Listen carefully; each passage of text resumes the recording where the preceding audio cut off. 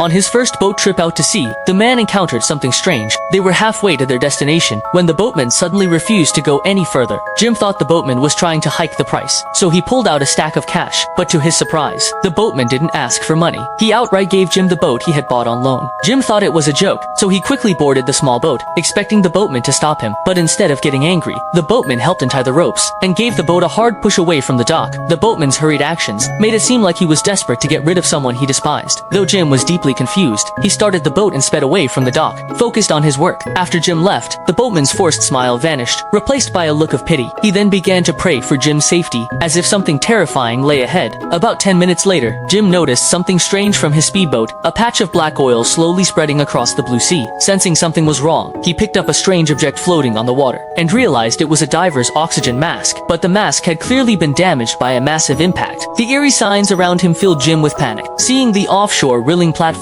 in the distance, he realized this business trip was far more complicated than he'd imagined. Suppressing his unease, he docked the boat at a nearby berth, but no matter how loudly he called out, no one responded. Jim opened a steel door and found a small dog barking incessantly inside. Just as he let his guard down, two men suddenly appeared and surrounded him. Startled, Jim nervously explained that he was an engineer sent by the company. Only then did the two men relax, but as they began to explain the situation, a loud noise erupted outside.